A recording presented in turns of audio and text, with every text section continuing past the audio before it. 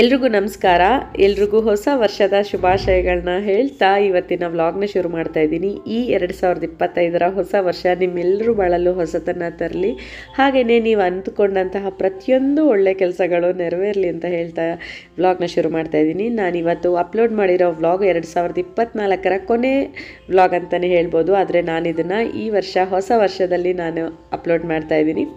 Christmas ಹಾಲಿಡೇಸಲ್ಲಿ ನಾವು trip ಹೋಗಿದ್ವಿ. ಆ ವ್ಲಾಗನ್ನು ನಾನಿವತ್ತು ನಿಮಗೆ ಶೇರ್ ಮಾಡ್ತಾ ಇದ್ದೀನಿ. ಕ್ರಿಸ್ಮಸ್ ಹಾಲಿಡೇಸಲ್ಲಿ ನಿರೀಕ್ಷನ್ಗೆ ಸ್ಕೂಲಿಗೆ ಒಂದು 10 ದಿನ ರಜಾ ಕೊಟ್ಟಿದ್ರು. ಆದರೆ ನನಗೆ ಕೊಟ್ಟಿರಲಿಲ್ಲ. ನನಗೆ ಕೊಟ್ಟಿದ್ದಿದ್ದೆ ಕೊನೆಯಲ್ಲಿ ಒಂದು 2 ದಿನ ಅಷ್ಟೇ. ಅದು ಈ ವರ್ಷವೇ ಫಸ್ಟ್ ಟೈಮ್ ನಮಗೆ ನಮ್ಮ ಸ್ಕೂಲಲ್ಲಿ ಕೊಟ್ಟಿರೋದು. ಯಾವ ವರ್ಷವೂ ರಜಾ ಕೊಡ್ತಿರ್ಲಿಲ್ಲ. ಅದಕ್ಕೋಸ್ಕರ ಸಡನ್ನಾಗಿ ಹೀಗೆ ಹೊರಟ್ವಿ ಪ್ಲ್ಯಾನ್ ಮಾಡಿ. ನನಗೆ ರಜಾನೇ ಇರಲಿಲ್ಲ. ಲಾಸ್ಟ್ ಮೂಮೆಂಟಲ್ಲಿ ಗೊತ್ತಾಗಿದ್ದು ರಜಾ ಅಂತ ಹೇಳಿ ನಮ್ಮ ಫ್ಯಾಮಿಲಿ ಮತ್ತು ಮಧುವಣ್ಣವ್ರ ಫ್ಯಾಮಿಲಿ 2 ಫ್ಯಾಮಿಲಿನೂ ಒಂದೇ ಕಾರಲ್ಲಿ ಹೊರಟಿದ್ದೀವಿ. ಮಡಿಕೇರಿಗೆ ಹೋಗೋಣ ಅಂತ ಹೊರಟ್ವಿ ನಾವು. ಆನ್ ದ ವೇ ಹೋಗುವಾಗ ಮೈಸೂರಲ್ಲಿ ನಾವು ಫಿಶ್ ಲ್ಯಾಂಡಲ್ಲಿ ಊಟ ಮಾಡೋಣ ಅಂತೇಳಿ ಊಟ ಮುಗಿಸ್ಕೊಂಡು ಮಡಿಕೇರಿ ಕಡೆ ಹೊರಟ್ವಿ. ಫಿಶ್ ಲ್ಯಾಂಡ್ ಹೋಟೆಲ್ ಒಳಗಡೆ ಡೈನಿಂಗ್ ಹಾಲ್ಗೆ ಎಂಟರ್ ಆಗೋಕ್ಕೂ ಮುಂಚೆ ಈ ರೀತಿ ಡೆಕೋರೇಷನ್ ಮಾಡಿ ತುಂಬ ಚೆನ್ನಾಗಿ ವೆಲ್ಕಮ್ ಮಾಡೋದಕ್ಕೆ ಅಂತ ಇದನ್ನೆಲ್ಲ ಇಟ್ಟಿದ್ರು. ಹಾಗೆ ಅದನ್ನೆಲ್ಲ ಒಂದು ಜಸ್ಟ್ ಕ್ಲಿಪ್ಪಿಂಗ್ಸ್ನ ತಗೊಂಡಿದ್ದೀನಿ. ಹೋಟೆಲಿಗೆ ಬರೋ ಕಸ್ಟಮರ್ಸು ಊಟ ಮಾಡಿ ಹೊಟ್ಟೆ ತುಂಬಿಸ್ಕೊಳ್ಳೋದಲ್ಲದೆ ಈ ರೀತಿ ಕಣ್ ತುಂಬಿಸ್ಕೊಂಡು ಮನಸ್ಸಿಗೆ ಸಮಾಧಾನ ನೆಮ್ಮದಿಯಿಂದ ಕೂತ್ಕೊಂಡು ಊಟ ಮಾಡಲಿ ಅಂತ ಈ ರೀತಿ ಡೆಕೋರೇಷನ್ ಮಾಡಿರೋದು ನನಗಂತೂ ತುಂಬಾ ಇಷ್ಟ ಆಯಿತು. ಹಾಗೆ ಆಚೆ ಹೋಟೆಲ್ ಆಚೆ ಇಲ್ಲಿ ವಿಂಟೇಜ್ ಕಾರ್ಸ್ ಮತ್ತು ವಿಂಟೇಜ್ ಬೈಕ್ ಎಲ್ಲ ಇಟ್ಟಿದ್ರು. ಆಚೆ ಮೀನ್ಸ್ ಎಂಟ್ರ್ ಆಗುವಾಗಲೇ ವಿಂಟೇಜ್ ಕಾರ್ ಮತ್ತು ವಿಂಟೇಜ್ ಬೈಕ್ಗಳನ್ನ ಇಟ್ಟಿದ್ರು. ಹಾಗೆ ಹಸುಗಳನ್ನ ಸಾಕಿದ್ರು. ನಾವು ಅಲ್ಲಿಗೆ ಬಂದು ಬರೀ ಊಟ ಮಾಡ್ಕೊಂಡು ಹೋಗೋದಲ್ಲ, ಈ ರೀತಿ ಇದನ್ನೆಲ್ಲ ನೋಡಿ ಅವ್ರಿಗೂ ಸಂತೋಷ ಆಗಲಿ ಅಂತ ಈ ರೀತಿ ಎಲ್ಲನೂ ಇಟ್ಟಿದ್ರು. ನಾವೆಲ್ಲಾದರೂ ಆಚೆ ಹೋದಾಗ ಹೋಟೆಲ್ಗಳಿಗೆ ಊಟಕ್ಕೆ ಹೋದರೆ ಕಾರ್ ಇಳಿದ ತಕ್ಷಣ ಹೋಗಿ ಊಟ ಮಾಡಬೇಕು, ಮತ್ತು ಊಟ ಆದ ತಕ್ಷಣ ಬಂದು ಕಾರ್ ಹತ್ತಬೇಕು. ಅದಷ್ಟು ಚೆನ್ನಾಗಿ ಅನಿಸೋದಿಲ್ಲ. ಈ ರೀತಿ ಇನೋವೇಟಿವ್ ಆಗಿ ಏನಾದರೂ ಒಂದು ಮಾಡಿದರೆ ಹೋಟೆಲ್ಗಳಲ್ಲಿ ಕಸ್ಟಮರ್ಸ್ನ ಕೂಡ ತುಂಬ ಅಟ್ರ್ಯಾಕ್ಟ್ ಮಾಡ್ದಂಗೆ ಆಗುತ್ತೆ ಅಂತ ಒಂದು ಪ್ಲ್ಯಾನ್ ಮಾಡಿ ಈ ರೀತಿ ಎಲ್ಲ ಮಾಡಿರ್ತಾರೆ. ಹೋಟೆಲ್ ಅಂತೂ ತುಂಬಾ ಚೆನ್ನಾಗಿದೆ. ಹಾಗೆ ಊಟ ಕೂಡ ಚೆನ್ನಾಗಿತ್ತು. ಇವಾಗ ನಾವು ಊಟಕ್ಕೆ ಕೂತ್ಕೊಂಡಿದ್ದೀವಿ. ಇಲ್ಲಿ ನಾನ್ ವೆಜ್ ಊಟಕ್ಕೆ ಅಂತ ಬಂದಿರೋದು ನಾವು. ಆಮೇಲೆ ಇನ್ನೊಂದೇನೆಂದರೆ, ನನಗಂತೂ ಹೋಟೆಲ್ಗಳಲ್ಲಿ ಏನೇನು ಸಿಗುತ್ತೆ, ಎಷ್ಟು ವೆರೈಟಿ ಇದೆ ಅಂತ ನಿಜವಾಗ್ಲೂ ಗೊತ್ತಿಲ್ಲ. ಅದರಲ್ಲೆಲ್ಲ ಎಕ್ಸ್ಪರ್ಟ್ ನಮ್ಮ ಮನೆಯವರು ಮತ್ತು ಅವರು ಮಧುವಣ್ಣ ಇದ್ದಾರಲ್ಲ, ಅವರು ಚೆನ್ನಾಗಿ ಆಚೆ ಕಡೆ ಚೆನ್ನಾಗಿ ತಿಂತಾರೆ. ಎಂತೆಂಥ ಹೋಟ್ಲಲ್ಲಿ ಏನೇನು ಸಿಗುತ್ತೆ, ಇಂಥ ಹೋಟ್ಲಲ್ಲಿ ಹಿಂಗೆ ಸಿಗುತ್ತೆ ಅಂತ ಅವ್ರಿಗೆ ಗೊತ್ತು. ಆಮೇಲೆ ಏನೇನು ಫುಡ್ ಹೆಂಗಿರುತ್ತೆ ಅಂತಲೂ ಅವ್ರಿಗೆ ಗೊತ್ತು. ಅವರೇನೇ ಇದೆಲ್ಲ ಆರ್ಡ್ರ್ ಮಾಡಿರೋದು. ಅವ್ರು ಆರ್ಡ್ರ್ ಮಾಡಿರೋದನ್ನು ನಾವು ತಿಂತಾಯಿದ್ದೀವಿ ಅಷ್ಟೇ. ಆಮೇಲೆ ನಮಗಿನ್ನ ಜಾಸ್ತಿ ಅವರಿಬ್ಬರೇ ತಿಂದಿರೋದು, ನಾವು ಕಡಿಮೆ. ಅವರು ವೆರೈಟಿ ಫುಡ್ಡನ್ನೆಲ್ಲ ಎಕ್ಸ್ಪ್ಲೋರ್ ಮಾಡ್ತಾರೆ ನೋಡಿ ಇವಾಗ ಫುಡ್ ಬ್ಲಾಗರ್ಸ್ ಎಲ್ಲ. ಆ ಥರ ಯಾವ್ಯಾವ ಹೋಟೆಲಲ್ಲಿ ಯಾವ್ಯಾವ ಥರ ಊಟ ಸಿಗುತ್ತೆ, ಯಾವ ಥರ ಫುಡ್ಡು ಎಷ್ಟು ಟೇಸ್ಟಿಯಾಗಿರುತ್ತೆ ಅದನ್ನೆಲ್ಲ ಎಕ್ಸ್ಪೆರಿಮೆಂಟ್ ಮಾಡೋಕೆ ಅವ್ರು ಚೆನ್ನಾಗಿ ನಾನ್ ವೆಜ್ ಹೋಟೆಲ್ಗಳಿಗೆಲ್ಲ ಹೋಗ್ತಾರೆ. ಆಚೆ ಬಂದ್ರಂತೂ ನಾವು ಯಾವಾಗಲೂ ನಾನ್ ವೆಜ್ಜೇ ತಗೊಳ್ಳೋದು, ವೆಜ್ಜು ಕಡಿಮೆನೇ. ಮಧುವಣ್ಣ ಮತ್ತು ನಮ್ಮ ಮನೆಯವರು ತಿನ್ನೋದ್ರಲ್ಲೂ ಎಕ್ಸ್ಪರ್ಟು, ಮತ್ತು ಹೋಟೆಲ್ಗಳು ಹುಡುಕಿ ಒಳ್ಳೊಳ್ಳೆ ಹೋಟೆಲ್ಗಳಿಗೆ ಹೋಗೋದು ಎಕ್ಸ್ಪರ್ಟ್ ಅವರು. ಇವತ್ತು ಇದೆಲ್ಲ ಏನು ಆರ್ಡ್ರ್ ಮಾಡಿದ್ದೀವಿ, ಫಿಶಲ್ಲಿ ಒಂದು 2-3 ಥರ ಫಿಶ್ಗಳು, ಅದು ಇದು ಕರೀಸು ಮತ್ತು ಏನು ತಂದೂರಿ ಕಬಾಬು, ಅದು ಏನೇನೋ ಆರ್ಡ್ರ್ ಮಾಡಿದರು. ಅದರಲ್ಲೆಲ್ಲ ಎಕ್ಸ್ಪರ್ಟ್ ಅವರೇ. ಇದು ಹಿಂಗೆ ಇರುತ್ತೆ, ಇಷ್ಟೇ ಟೇಸ್ಟ್ ಇರುತ್ತೆ ಅಂತಲೇ ಹೇಳಿ ಆರ್ಡ್ರ್ ಮಾಡೋದು. ಹಾಗೆ ನಾವೊಂದು ಬ್ಲೂ ಸೋಡಾನ ತೊಗೊಂಡಿದ್ವಿ. ಸೋಡಾ ಅಂದರೆ ನನಗಂತೂ ತುಂಬಾ ಇಷ್ಟ. ನನ್ನ ಮಗಳಿಗೂ ನನಗೆ ಇಬ್ರಿಗೂ ಸಖತ್ ಇಷ್ಟ. ಯಾವಾಗಲೂ ಹಿಂಗೆ ನಾನ್ ವೆಜ್ ಹೋಟೆಲ್ಗಳಿಗೆ ಹೋದಾಗ ಸೋಡಾ ಕಂಪಲ್ಸರಿ ಕುಡಿತೀವಿ. ಊಟ ಕಡಿಮೆ ಆದರೂ ಪರವಾಗಿಲ್ಲ, ನನಗೆ ಸೋಡಾ ಕುಡಿಬೇಕು ಅನ್ನಿಸ್ತಿರುತ್ತೆ. ಅದರಲ್ಲೂ ಈ ಬ್ಲೂ ಲೈಮ್ ಸೋಡಾ ಇದೆಯಲ್ಲ, ಅದಂತೂ ತುಂಬಾ ಇಷ್ಟ. ನಾವು ಹೊಟ್ಟೆಗೆ ಒಂದು ಸ್ವಲ್ಪ ಊಟ ಜಾಸ್ತಿ ಆದರೂ ಸಾಕಾಯಿತು ಅಂತ ನಾವು ಬಿಡ್ತೀವಿ. ಆದರೆ ಇವರಿಬ್ಬರು ಮಧುವಣ್ಣ ಮತ್ತು ನಮ್ಮ ಮನೆಯವರು ಇದ್ದಾರಲ್ಲ, ಅವರು ಎಲ್ಲಾದರೂ ಸರಿ ತೂರಿಸ್ತಾನೆ ಇರ್ತಾರೆ. ಸೋಡಾ ಕುಡ್ಕೊಂಡು ತೂರಿಸ್ತಾನೆ ಇರ್ತಾರೆ. ಒಟ್ಟಿನಲ್ಲಿ ತಟ್ಟೆಲಿ ಏನೂ ಇರಬಾರ್ದು, ಎಲ್ಲ ನೆಕ್ಕಿ ಎಲ್ಲ ಸೌರಿ ಪ್ಲೇಟೆಲ್ಲ ತೊಳೆದು ನಮ್ಮ ಮನೆಯವ್ರು ನೋಡಿ ಇವಾಗ ಚೆನ್ನಾಗಿ ನೆಕ್ತಾ ಇರ್ತಾರೆ ಅಂತ ಅವರೆಲ್ಲ ಪೋಸ್ ಕೊಡ್ತಾ ಇರೋದು. ಹಿಂಗೆ ಅಂತ ಹೇಳ್ಬಿಟ್ಟು, ಹಿಂಗೆ ತಿನ್ನಬೇಕು ಅಂತ ಹೇಳ್ಬಿಟ್ಟು.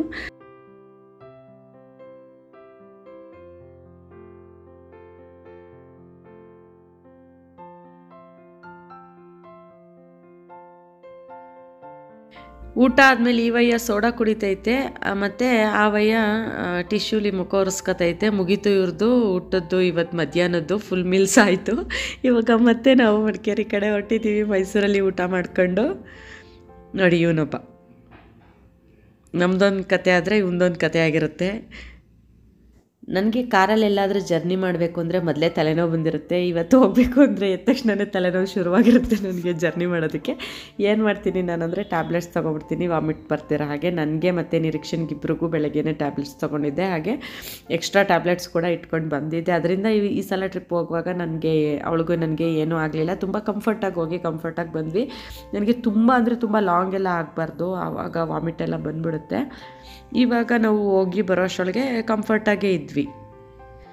ನಾವು ಮಡಿಕೇರಿ ರೀಚ್ ಆಗೋ ಅಷ್ಟರೊಳಗೆ ರಾತ್ರಿ 8 ಗಂಟೆ ಆಗೋಗಿತ್ತು. ನಾವಂತೂ ರೂಮ್ಗೆ ತುಂಬ ಹುಡುಕಿದ್ವಿ, ಅಲ್ಲಿ ರೂಮೇ ಸಿಗಲಿಲ್ಲ. ಕೊನೆಯಲ್ಲಿ ಒಂದು ಕಾಟೇಜ್ ಥರ ಏನೋ ಸಿಕ್ತು. ಅದಕ್ಕೆ 7000 ಅಂತ ಹೇಳಿದರು. 1 ರೂಮಿಗೆ 7000 ಅಂತ ಹೇಳಿಬಿಟ್ಟು 3 ಶೇರಿಂಗ್, ಅದು 1 ರೂಮಿಗೆ 7000 ಅಂತ ಏನೋ ಹೇಳಿದ್ರು. ಮತ್ತು ತುಂಬ ಜಾಸ್ತಿ ಆಗುತ್ತಲ್ವ, ರಾತ್ರಿ 8 ಗಂಟೆ ಆಗಿದೆ, ನಾವು ಬೆಳಗ್ಗೆ ಬೇಗ ಎದ್ದೋಳ್ಬೇಕು ಅಂತ ಹೇಳ್ಬಿಟ್ಟು ಮತ್ತೆ ಅದು ಜಾಸ್ತಿ ಆಯಿತು ಅಂತ ಹೇಳಿ ಮತ್ತೆ 40 ಕಿಲೋಮೀಟ್ರ್ ಹಿಂದೆ ಬಂದು ಪಿರಿಯಾಪಟ್ಟಣದಲ್ಲಿ ಒಂದು ರೂಮ್ ಮಾಡ್ಕೊಂಡ್ವಿ. ಪಿರಿಯಾಪಟ್ಟಣದಲ್ಲಿ ರೂಮ್ನ ನಮ್ಮ ಮನೆಯವ್ರ ಫ್ರೆಂಡು ಬುಕ್ ಮಾಡಿಕೊಟ್ಟಿದ್ರು. ಎಲ್ಲ ಕಡೆ ರೂಮ್ಸ್ ಎಲ್ಲ ಫಿಲ್ ಆಗಿತ್ತು, ನಮಗೆ ಸಿಕ್ಕಲೇ ಇಲ್ಲ. ನಾವು ನೈಟ್ ಮಡಿಕೇರಿಗೆ ಹೋಗಿ ವಾಪಸ್ ಬಂದ್ವಿ ಅಲ್ವಾ, ಅದಕ್ಕೆ ಅವರೇ ಪಿರಿಯಾಪಟ್ಟಣದಲ್ಲಿ ರೂಮ್ನ ಬುಕ್ ಮಾಡಿಕೊಟ್ಟಿದ್ವಿ. ಇನ್ನು ಬೆಳಗ್ಗೆ ನಾವಿವಾಗ ಎದ್ದು ಚೆಕ್ಔಟ್ ಆಗ್ತಾಯಿದ್ದೀವಿ, ರೆಡಿಯಾಗಿ ಸ್ನಾನ ಎಲ್ಲ ಮಾಡಿಕೊಂಡು ಮಡಿಕೇರಿಗೆ ಹೋಗೋಣ ಅಂತ ಪ್ಲ್ಯಾನ್ ಮಾಡಿದ್ವಿ. ಆದರೆ ಹೋಗಲಿಲ್ಲ ಅಲ್ಲಿಗೆ. ಇಲ್ಲಿ ನೋಡಿ, ಇವರಿಬ್ಬರು ಕಾರ್ ಹತ್ರ ಬಂದು ಲೋಷನ್ ಹಚ್ಕೋತಿರೋದು, ಮುಖಕ್ಕೆ ಮಾಯ್ಶ್ಚರೈಸರು. ಅಲ್ಲಿ ಒಳಗಡೆ ಪಾಪ ಅವ್ರು ಮಿರರ್ ಕೊಟ್ಟಿರಲಿಲ್ವಲ್ಲ, ಅದಕ್ಕೆ ಕಾರಲ್ಲಿ ಬಂದು ಇವರು ಮೇಕಪ್ ಮಾಡ್ಕೊತಾ ಇರೋದು. ಕಾರ್ ಕನ್ನಡಿನಲ್ಲಿ ಇವರಿಬ್ರು ಲೋಷನ್ ಹಚ್ಕೊತವ್ರೆ. ಎಂಥದಲ್ವ ಇದೆಲ್ಲ.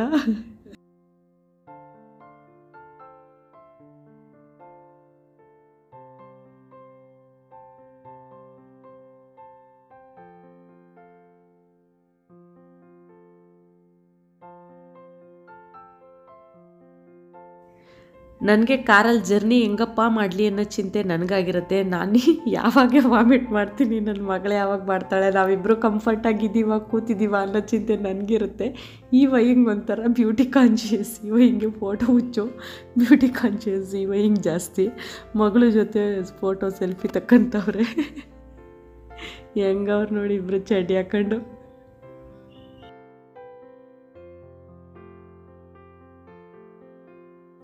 ಅಲ್ಲಿಂದ ಬಂದು ನಾವು ಗೋಲ್ಡನ್ ಟೆಂಪಲ್ಗೆ ಹೋದ್ವಿ. ನಮಗೆ ಮಡಿಕೇರಿಗೆ ಹೋಗೋ ಇಂಟ್ರೆಸ್ಟೇ ಬರಲಿಲ್ಲ ಮತ್ತೆ, ಯಾಕಂದರೆ ರಾತ್ರಿ ಹೋಗಿ ಮತ್ತೆ ರೂಮ್ ಸಿಗದೆ ವಾಪಸ್ ಬಂದ್ವಲ್ಲ, ಅದಕ್ಕೋಸ್ಕರ. ಆಮೇಲೆ ಅದು ಅಲ್ಲದೆ ಮಡಿಕೇರಿನಲ್ಲಿ 1-2 ಪ್ಲೇಸ್ ಅಷ್ಟೇ ಅಂತ ನೋಡೋಕ್ಕಿರೋದು, ರಾಜಾ ಸೆಟ್ ಅಂತ ಮತ್ತು ಇನ್ನೊಂದು ವ್ಯೂ ಪಾಯಿಂಟ್ ಅಂತ ಏನು ಹೇಳಿದ್ರು, ಅದೊಂದು 2 ಅಷ್ಟೇ, ಬೇಡ ಬಿಡಿ ಅಂತ ಡಿಸೈಡ್ ಮಾಡಿಕೊಂಡು ಅವ್ರವ್ರೆ ಸುಮ್ಮನೆ ಆಗ್ಬಿಟ್ರು. ನಾವು ಹೋಗ್ಲಿ ಬಿಡಂತ ನಾವೇನು ಹೋಗಲೇಬೇಕು ಅಂತ ಏನು ಇದು ಮಾಡಲಿಲ್ಲ.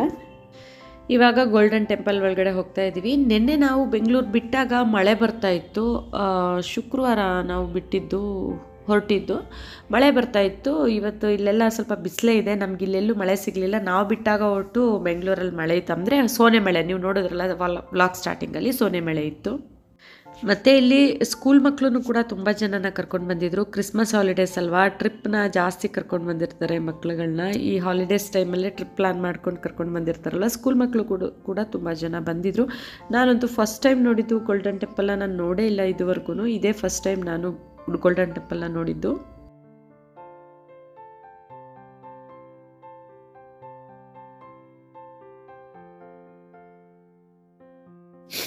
ಒಳಗಡೆ ತುಂಬ ಅಂದರೆ ತುಂಬಾ ಚೆನ್ನಾಗಿದೆ. ಬುದ್ಧನ ಇಟ್ಟಿದ್ದಾರೆ, ತುಂಬ ವಿಶಾಲವಾಗಿರೋಂಥ ಸ್ಪೇಸ್ ಇದೆ. ಮತ್ತು ಅಲ್ಲಿರೋಂಥ ಪೇಂಟಿಂಗ್ಸ್ ಅಂತೂ ಸಖತ್ತಾಗಿತ್ತು, ವಾವ್ ಅಂತ ಅನ್ನಿಸ್ತಿತ್ತು.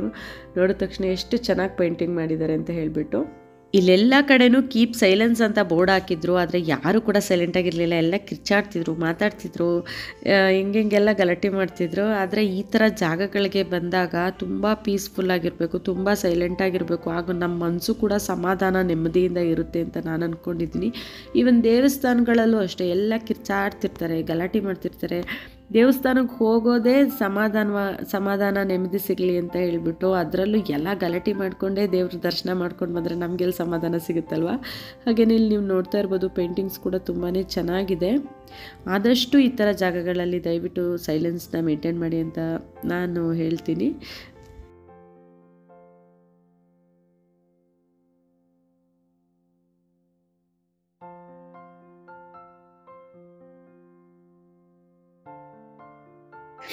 ಹಾಗೆಯೇ ಅಲ್ಲೇ ಕೂಡ ಟಿಬೇಟ್ದು ಮಾಡೆಲ್ಲ ಮಾಡಿದರು. ಟಿಬೇಟ್ ಹೇಗಿರುತ್ತೆ, ಅಲ್ಲಿ ಮನೆಗಳು ಹೇಗಿರುತ್ತೆ, ಸ್ಕೂಲ್ ಹೇಗಿರುತ್ತೆ, ಹಾಗೆ ದೇವಸ್ಥಾನ, ಅವ್ರದ್ದು ದೇವಸ್ಥಾನ ಹೇಗಿರುತ್ತೆ ಅದನ್ನೆಲ್ಲ ಇಲ್ಲಿ ಮಾಡಿ ಇಟ್ಟಿದ್ರು. ಹಾಸ್ಪಿಟಲ್ ಆಗಿರ್ಬೋದು ಅದನ್ನೆಲ್ಲ ಇಟ್ಟಿದ್ರು, ಮನೆಗಳು ಯಾವ್ಯಾವ ರೀತಿ ಇರುತ್ತೆ ಅಂತ ಮಾಡೆಲ್ನ ಮಾಡಿ ಇಟ್ಟಿದ್ರು. ಅದು ಕೂಡ ನೋಡೋದಕ್ಕೆ ತುಂಬಾ ಚೆನ್ನಾಗಿತ್ತು.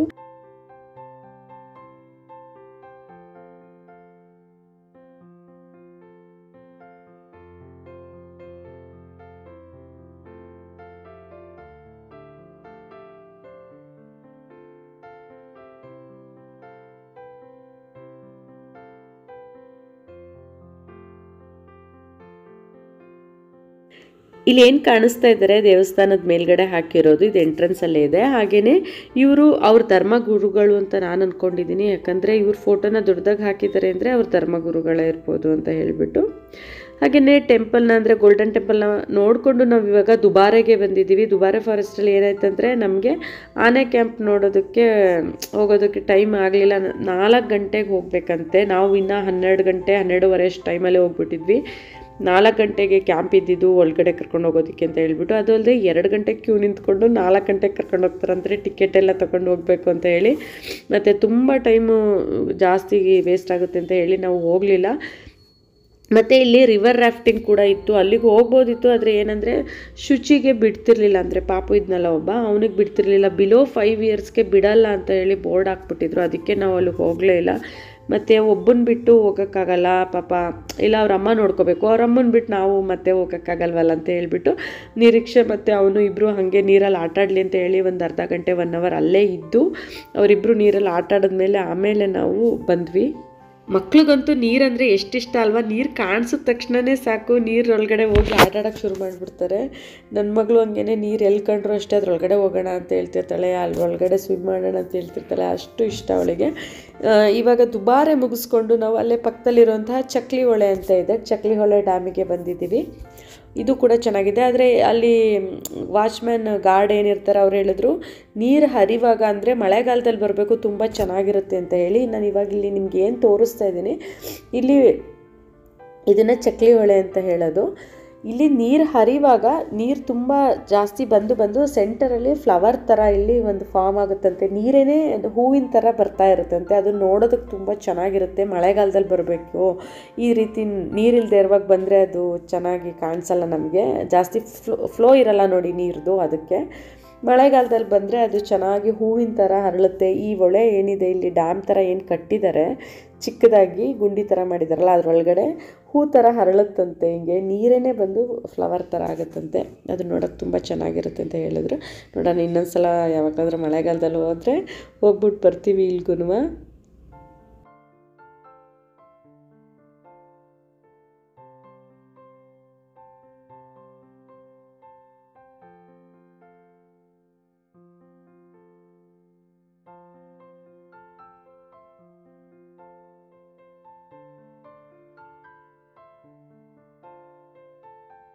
ಕೂರ್ಗ್ ಅಂದಿದ ತಕ್ಷಣವೇ ಎಲ್ರಿಗೂ ನೆನಪಾಗೋದು ಅಲ್ಲಿನ ಕಾಫಿ ಪುಡಿ, ಹಾಗೆ ಅಲ್ಲಿ ಸಿಗುವಂತಹ ವೈನ್, ಹಾಗೆ ಪೋರ್ಕ್, ಇಷ್ಟು ಎಲ್ರಿಗೂ ಬೇಗನೆ ನೆನಪಿಗೆ ಬರುತ್ತೆ. ನಾವು ಕೂಡ ಒಂದು ಶಾಪಲ್ಲಿ ನಿಲ್ಲಿಸಿ ವೈನನ್ನು ತೊಗೊಂಡು ಬಂದ್ವಿ. ನಾವು ಫಸ್ಟ್ ಟೈಮ್ ಇದನ್ನು ಟ್ರೈ ಮಾಡ್ತಿರೋದು, ಇವತ್ತಿನವರೆಗೂ ಯಾವತ್ತೂ ಟ್ರೈ ಮಾಡಿಲ್ಲ. ಫಸ್ಟ್ ಟೈಮ್ ನಾವು ಟ್ರೈ ಮಾಡೋಣ ಅಂತ ಹೇಳಿ ತೊಗೊಂಡು ಬಂದ್ವಿ. ಯಾವ್ಯಾವ ಥರ ಎಲ್ಲ ತೊಗೊಂಡು ಬಂದ್ವಿ ಅಂತ ನಾನು ನೆಕ್ಸ್ಟ್ ಯಾವುದಾದ್ರೂ ಒಂದು ವ್ಲಾಗಲ್ಲಿ ಇದನ್ನು ಅಪ್ಲೋಡ್ ಮಾಡ್ತೀನಿ. ಹಾಗೆಯೇ ಅಲ್ಲಿಂದ ನಾವು ಒಂದು ರೆಸಾರ್ಟಿಗೆ ಬಂದ್ವಿ. ಸೋಮಾರ್ಪೇಟೆನಲ್ಲಿ ಕಪ್ಪೆಗುಡ್ಡಿ ರೆಸಾರ್ಟ್ ಅಂತ ಇದೆ, ಅಲ್ಲಿಗೆ ನಾವು ಬಂದ್ವಿ. ಅದು ಕೂಡ ನಮ್ಮ ಮನೆಯವರು ಕೊಲಿಗ್ ಕಡೆಯಿಂದನೇ ಆಗಿದ್ದು. ಯಾಕಂದರೆ ಕ್ರಿಸ್ಮಸ್ ಹಾಲಿಡೇಸಲ್ಲಿ ನಮಗೆ ಹೋಟೆಲ್ಲೂ ಸಿಗ್ತಿಲ್ಲ ರೂಮ್ ಮಾಡೋದಕ್ಕೆ, ಹಾಗೆ ರೆಸಾರ್ಟ್ಗಳು ಸಿಗ್ತಿಲ್ಲ. ಇದನ್ನು ಕೂಡ ನಮ್ಮ ಮನೆಯವ್ರ ಕೊಲಿಗ್ ಕಡೆಯಿಂದನೇ ಆಗಿದ್ದು. ಈ ರೆಸಾರ್ಟ್ ಇನ್ಚಾರ್ಜ್ ಏನಿದ್ದಾರೆ ಅವರು ನಮ್ಮ ಮನೆಯವ್ರ ಜೊತೆ ವರ್ಕ್ ಮಾಡ್ತಾ ಇದ್ರಂತೆ ಮೊದಲು, ಇವಾಗಿಲ್ಲ. ಅವ್ರ ಕಡೆಯಿಂದ ನಮಗೆ ಈ ರೆಸಾರ್ಟ್ ಸಿಕ್ಕಿದ್ದು. ಮತ್ತು ಮಧುವಣ್ಣ ಏನಿದ್ದಾರೆ ಅವರು ನಮ್ಮ ಮನೆಯವರು ಒಟ್ಟಿಗೆ ವರ್ಕ್ ಮಾಡೋದು ಒಂದೇ ಕಂಪ್ನಿನಲ್ಲಿ. ಹಾಗಾಗಿ ಅವರಿಬ್ರಿಗೂ ಮ್ಯೂಚುವಲ್ ಫ್ರೆಂಡ್ಸ್ ಒಂದು 99% ಇಬ್ರಿಗೂ ಫುಲ್ ಮ್ಯೂಚುವಲ್ ಫ್ರೆಂಡ್ಸೇನೇ ಇರೋದು. ಇನ್ನು 1% ಬೇರೆ ಕಡೆ ಯಾವ ಫ್ರೆಂಡ್ಸ್ ಇರ್ತಾರೆ ಅಂದರೆ ರಿಲೇಟಿವ್ಸ್ ಕಡೆಯಿಂದ ಆಗಿರೋವಂತಹ ಫ್ರೆಂಡ್ಸ್ ಅಷ್ಟೇ ಇನ್ನು 1% ಇರೋದು. ಅವರು ಸ್ಕೂಲ್ ಡೇಸಿಂದನೂ ಕಾಲೇಜ್ ಡೇಸಿಂದನೂ ಒಟ್ಟಿಗೆ ಓದಿರೋದು, ವರ್ಕ್ ಕೂಡ ಒಟ್ಟಿಗೆ ಮಾಡ್ತಿರೋದ್ರಿಂದ ಮ್ಯೂಚುವಲ್ ಫ್ರೆಂಡ್ಸ್ 99% ಇದ್ದಾರೆ ಅವರಿಗೆ. ಇಬ್ರಿಗೂ ಅವರು ಇನ್ಚಾರ್ಜ್ ಏನಿದ್ರೆ ಅವರು ಇಬ್ರಿಗೂ ಫ್ರೆಂಡ್ಸೇ. ನಾವಿವಾಗ ಕಪ್ಪೆಗುಂಡಿ ರೆಸಾರ್ಟ್ ಅಂತ ಅಲ್ಲಿ ಇವಾಗ ಎಂಟರ್ ಆಗಿದ್ದೀವಿ, ಸೋಮಾರ್ಪೇಟೆನಲ್ಲಿರೋದು. ಇದು ಇವಾಗ ನ್ಯೂಲಿ ಕನ್ಸ್ಟ್ರಕ್ಟೆಡ್ ರೆಸಾರ್ಟ್ ಇದು. ಗೂಗಲಲ್ಲಿ ನಾವು ಹೋದಾಗ ಹೇಳಿದ್ರು ಗೂಗಲಲ್ಲಿ ಅಪ್ಲೋಡ್ ಮಾಡಿ ಒಂದು 3 ಡೇಸ್ ಆಗಿದೆ ಅಷ್ಟೇ ಅಂತ ಹೇಳಿಬಿಟ್ಟು ಅದನ್ನು ರೆಸಾರ್ಟ್ ಬಗ್ಗೆ. ಇಲ್ಲಿಗೆ ಪ್ರೆಸೆಂಟ್ಲಿ ಬರೋರೆಲ್ಲ ಹೆಂಗೆ ಅಂದರೆ ಯಾರ್ದಾದ್ರೂ ಕಾಂಟ್ಯಾಕ್ಟ್ ಮುಖಾಂತರನೇ ಬರೋದು, ಈ ರೀತಿ ರೆಸಾರ್ಟ್ ಇದೆ ಅಂತ ತಿಳ್ಕೊಂಡು ಬರೋದು. ಗೂಗಲಲ್ಲಿ ಸರ್ಚ್ ಮಾಡಿ ಬರೋರು ಕಡಿಮೆ, ಯಾಕಂದರೆ ಹೊಸದಾಗಿರೋದಲ್ವ, ಅದಕ್ಕೋಸ್ಕರ ಇನ್ನೂ ಕನ್ಸ್ಟ್ರಕ್ಷನ್ ನಡೀತಾನೆ ಇತ್ತು. ರೆಸಾರ್ಟ್ ಬಗ್ಗೆ ಹೇಳಂಗೆ ಇಲ್ಲ, ತುಂಬ ಅಂದರೆ ತುಂಬಾ ಚೆನ್ನಾಗಿತ್ತು. ಹೊಸದಾಗಿ ಮಾಡ್ತಾ ಇರೋದ್ರಿಂದ ಗೇಮ್ಸ್ ಅಂತೂ ಇಲ್ಲ ಇದರಲ್ಲಿ. ಹೇಳಬೇಕಂದ್ರೆ ಮಾಡ್ತಾ ಇದ್ದಾರೆ, ಅಲ್ಲಿ ಪ್ಲೇಸ್ ಇತ್ತು, ಜಾಗಗಳಿತ್ತು. ಈ ಥರ ಜಾಗದಲ್ಲಿ ಈ ಥರ ಗೇಮ್ಸ್ ಎಲ್ಲ ಬರುತ್ತೆ, ಇಂಡೋರ್ ಇಲ್ಲಿ ಬರುತ್ತೆ, ಔಟ್ಡೋರ್ ಇಲ್ಲಿ ಬರುತ್ತೆ, ಇಲ್ಲಿ ಈ ಗೇಮ್ಸ್ಗೆ ಪ್ಲೇಸ್ ಇದೆ ಅಂತ ಎಲ್ಲ ನಮಗೆ ತೋರಿಸಿದ್ರು ಪಾಪ ಅವರು. ಒಂದು ರೋಪ್ ವೇ ಹಾಕಿದ್ದಾರೆ ಇಲ್ಲಿ, ಬ್ರಿಡ್ಜು, ಅದ್ರ ಮೇಲೆ ನಾವು ಇವಾಗ ನಡ್ಕೊಂಡು ಹೋಗ್ತಿದ್ದೇವೆ. ಕಾಫಿ ತೋಟದ ಮಧ್ಯೆ ಇದು ಹೇಳ್ಬೇಕಂದ್ರೆ ಇರೋದು ರೆಸಾರ್ಟು. ತುಂಬ ಚೆನ್ನಾಗಿದೆ. ನಮ್ಮ ಕಾಟೇಜ್ ಪಕ್ಕ ಎಲ್ಲ ಕಾಫಿ ತೋಟಗಳು, ಕಾಫಿ ಗಿಡಗಳೆಲ್ಲ ಇತ್ತು. ಆ ಥರ ಇದ್ದರೆ ಇನ್ನೂ ಖುಷಿಯಾಗುತ್ತಲ್ವ. ಒಂದು ಕಾಫಿ ತೋಟದ ಒಳಗಡೆ ರೆಸಾರ್ಟ್ನ ಮಾಡಿರೋದು ಇವರು. ಒಂದು ವ್ಯೂನ ನಾನು ನಿಮಗೆ ಆಮೇಲೆ ತೋರಿಸ್ತೀನಿ. ಹೊಸದಾಗಿ ಮಾಡ್ತಾ ಇರೋದ್ರಿಂದ ಗೇಮ್ಸ್ ಎಲ್ಲ ಇವಾಗ ಕನ್ಸ್ಟ್ರಕ್ಷನ್ ಮಾಡಿಕೊಂಡು ಮಾಡ್ತಾ ಇದ್ದಾರೆ. ಅಕ್ಷಿತಂಗೆ ಈ ರೋಪ್ವೇನಲ್ಲಿ ಬರೋದಕ್ಕೆ ಅವಳಿಗೆ ತುಂಬ ಭಯ ಆಗ್ತಿತ್ತು. ನನಗೆ ಆಗ್ತಿರ್ಲಿಲ್ಲ, ಪಾಪ ಅವಳಿಗೆ ಭಯ ಆಗ್ತಿತ್ತು. ಅದಕ್ಕೆ ಅವಳು ಮುಂದೆನೇ ಬರ್ತಿದ್ದೆ ನಿಧಾನವಾಗಿ, ಇಲ್ಲಿ ಕಾಲಿಡು ಅಂತ ಹೇಳ್ಬಿಟ್ಟು. ಈ ರೋಪ್ವೇ ಕೂಡ ತುಂಬ ಹಳೆಯದಾಗಿರೋದ್ರಿಂದ ಸ್ವಲ್ಪ ಭಯನೂ ಅನ್ನಿಸ್ತಿತ್ತು ಅವಳಿಗೆ. ಅಂದರೆ ವುಡ್ ಏನು ಹಾಕಿದ್ದಾರೆ, ಮರದ ಪೀಸ್ಗಳು ಏನು ಹಾಕಿದ್ದಾರೆ ಅದೆಲ್ಲ ಒಂದೊಂದು ಮುರಿದೋಗ್ಬಿಟ್ಟಿತ್ತು, ಅದಕ್ಕೆ ಭಯ ಪಡ್ತಾ ಇದ್ಲು ಜಾಸ್ತಿ. ಇವಾಗ ನಾವೆಲ್ಲರೂ ಇದರಲ್ಲೇ ಸುಮ್ಮನೆ ಒಂದು ವಾಕ್ ಆಗೋ ಥರ ಹೋಗ್ತಾ ಇದ್ದೀವಿ. ಅದರಲ್ಲೂ ನಮ್ಮ ನೀರ್ಗೂ ಮುಂದೆ ಹೋಗ್ಬಿಟ್ಟು ಮಧ್ಯದಲ್ಲಿ ನಿಂತ್ಕೊಬಿಟ್ಟು ಅಳ್ಳಾಡಿಸ್ತಾ ಇದ್ಲು, ಇದನ್ನು ಎದ್ರುಕೊಳ್ಳಿ ಅಂತ ಹೇಳ್ಬಿಟ್ಟು. ಅವಳಿಗೆ ಹಂಗೆಲ್ಲ ಮಾಡೋದಂದರೆ ತುಂಬ ಖುಷಿ. ಅವ್ರ ಅಪ್ಪನ ಥರ ಆ ಥರ ಎಲ್ಲ ಆ್ಯಕ್ಟಿವಿಟೀಸ್, ತರಲೆ ಆ್ಯಕ್ಟಿವಿಟೀಸ್ ಎಲ್ಲ ಜಾಸ್ತಿ ಮಾಡೋದವಳು. ನಾವಿಲ್ಲಿ 2 ರೂಮ್ನ ತೊಗೊಂಡಿದ್ವಿ. ಫ್ಯಾಮಿಲಿಗೆ ಅಂತ ಹೇಳಿ ಬುಕ್ ಮಾಡಿದ್ವಿ, 2 ಫ್ಯಾಮಿಲಿಗೆ ಅಂತ ಹೇಳಿಬಿಟ್ಟು. ಇವಾಗ ಒಳಗಡೆ ರೂಮ್ಸ್ನ ನಾನು ನಿಮಗೆ ತೋರಿಸ್ತೀನಿ. ತುಂಬ ಅಂದರೆ ತುಂಬ ಹೈಜೀನಾಗಿ ತುಂಬಾ ಚೆನ್ನಾಗಿತ್ತು ರೂಮ್. ಬಾತ್ರೂಮ್ಸು ಅಷ್ಟೇ ತುಂಬಾ ಚೆನ್ನಾಗಿತ್ತು. ಇದು ರೂಮ್ ಎಂಟ್ರೆನ್ಸಲ್ಲೇ ಒಂದು ಸಿಂಗಲ್ ಬೆಡ್ನ ಕೊಟ್ಟಿದ್ದಾರೆ, ಹಾಗೆ ಆ ಕಡೆ ಒಂದು ಡಬಲ್ ಬೆಡ್ನ ಕೊಟ್ಟಿದ್ದಾರೆ.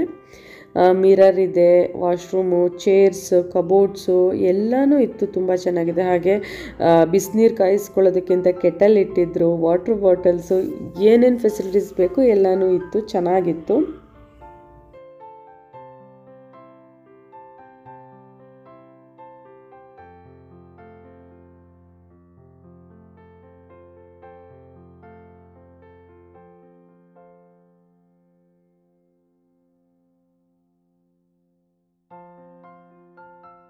ಮತ್ತು ಇಲ್ಲಿ ಬಿಸಿ ನೀರಿನ ವ್ಯವಸ್ಥೆ 24/7 ಇತ್ತು. ನಾನು ಫಸ್ಟ್ ಬಂದಾಗ ಗೀಝರೇ ಇಲ್ವಲ್ಲ, ಬಿಸಿ ನೀರು ಏನು ಮಾಡೋದು, ಸ್ನಾನ ಮಾಡೋದಕ್ಕೆ ಮತ್ತು ರಾತ್ರಿ ಚಳಿ ಆದರೆ ಕೈಕಾಲು ತೊಳೆಯೋದಕ್ಕೆಲ್ಲ ಏನು ಮಾಡೋದು ಅಂತ ಅಂದ್ಕೊಂಡಿದ್ದೆ. ಆಮೇಲೆ ಬಾಯ್ಲರ್ ಇತ್ತು ಅಲ್ಲಿ ಆಚೆ, ಆವಾಗ ಬಿಸಿ ನೀರು ಟ್ಯಾಪ್ ಆನ್ ಮಾಡಿದಾಗ ಇಮಿಡಿಯೇಟಾಗಿ ಬಿಸಿ ನೀರು ಬರ್ತಾ ಇತ್ತು. ಅದೊಂದು ವ್ಯವಸ್ಥೆ ಮಾತ್ರ ಸಖತ್ತು ಒಳ್ಳೇದಂತಲೇ ಹೇಳ್ಬೋದು. ಯಾಕಂದರೆ ಎಷ್ಟೋ ರೆಸಾರ್ಟ್ಗಳಲ್ಲಿ ಹೋದಾಗ ಬಿಸಿ ನೀರು ಕರೆಕ್ಟಾಗಿ ಬರ್ತಾನೆ ಇರೋದಿಲ್ಲ, ನಾವು ತಣ್ಣೀರಲ್ಲೇ ಸ್ನಾನ ಮಾಡ್ಕೊಂಡು ಬರಬೇಕಾಗುತ್ತೆ. ಆದರೆ ಇಲ್ಲಿ ಮಾತ್ರ ಬಿಸಿ ನೀರಿನ ಫೆಸಿಲಿಟೀಸ್ ತುಂಬಾ ಚೆನ್ನಾಗಿತ್ತು. ಇದು ಇನ್ನೊಂದು ರೂಮು, 2 ರೂಮ್ ತೊಗೊಂಡಿದ್ವಲ್ಲ, ಒಂದು ಈ ಕಡೆ ರೂಮು, ಒಂದು ಆ ಕಡೆ ರೂಮು, 2 ರೂಮು.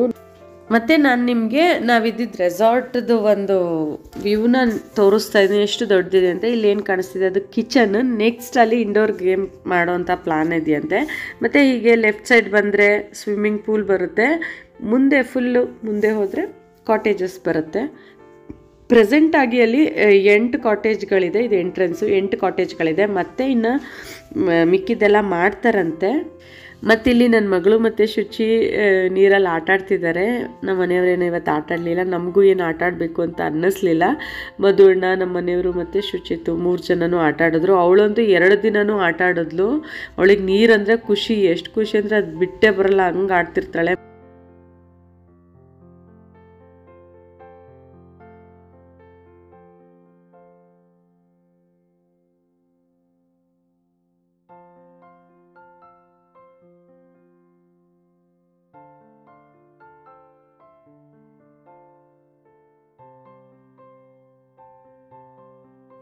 ಇಲ್ಲೋಡಿಲಿ ಇವರು ಎಲ್ಲರೂ ನೀರಿಗೆ ಬಿದ್ದು ಆಟ ಆಡ್ತಾ ಇದ್ರೆ ಇವರು ನೀರಿಗೆ ಬೀಳ್ತಿಲ್ಲ. ಯಾಕೆ ಗೊತ್ತಾ, ಎಡ್ಡೆ ಪಾರ್ಟಿ ಮಾಡಬೇಕು, ಅದಕ್ಕೋಸ್ಕರ ಎಲ್ರಿಗೂ ಒಂಥರ ಚಿಂತೆ ಆದರೆ ಈವೈಗೆ ಒಂಥರ ಚಿಂತೆ ಆಗಿರುತ್ತೆ.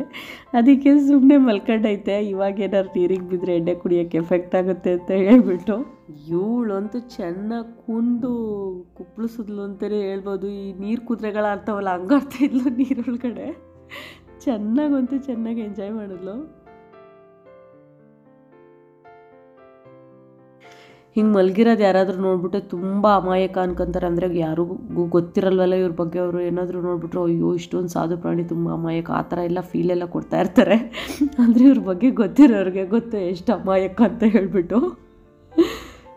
ಈ ವ್ಲಾಗ್ನ ನಾನು ಇಲ್ಲಿಗೆ ಮುಗಿಸ್ತಾ ಇದ್ದೀನಿ ಸ್ನೇಹಿತರೆ. ಯಾಕಂದರೆ ವಿಡಿಯೋ ತುಂಬ ಲೆಂತಿ ಆಗ್ತಿದೆ. ಅದಕ್ಕೋಸ್ಕರ ನಮ್ಮ ಟ್ರಿಪ್ಪಿನ ನೆಕ್ಸ್ಟ್ ವೀಡಿಯೋಸ್ನ ನಾನು ಇನ್ನೊಂದು ವ್ಲಾಗಲ್ಲಿ ಶೇರ್ ಮಾಡ್ಕೊತೀನಿ ಅಂತ ಹೇಳ್ತಾ ಈ ವ್ಲಾಗ್ನ ಇಲ್ಲಿಗೆ ಮುಗಿಸ್ತೀನಿ. ವ್ಲಾಗ್ ಹೇಗಿತ್ತಂತ ನನಗೆ ತಿಳಿಸಿ. ಇಷ್ಟ ಆದರೆ ಒಂದು ಲೈಕ್ ಮಾಡೋದನ್ನು ಮರಿಬೇಡಿ. ಹಾಗೆ ನನ್ನ ಚಾನಲ್ಗೆ ಸಬ್ಸ್ಕ್ರೈಬ್ ಮಾಡ್ಕೊಂಡಿರೋದನ್ನು ಮರೆತರೆ ದಯವಿಟ್ಟು ಹೋಗಿ ಸಬ್ಸ್ಕ್ರೈಬ್ ಮಾಡ್ಕೊಳ್ಳಿ. ನನ್ನ ವಿಡಿಯೋನ ಇಲ್ಲಿವರೆಗೂ ನೋಡೋದಕ್ಕೆ ನಿಮ್ಗೆಲ್ರಿಗೂ ಥ್ಯಾಂಕ್ಸ್ ಅಂತ ಹೇಳ್ತಾ ನಾನು ನಿಮಗೆ ನೆಕ್ಸ್ಟ್ ವ್ಲಾಗಲ್ಲಿ ಸಿಗ್ತೀನಿ. ಅಲ್ಲಿವರೆಗೂ ಟೇಕ್ ಕೇರ್, ಬಾಯ್.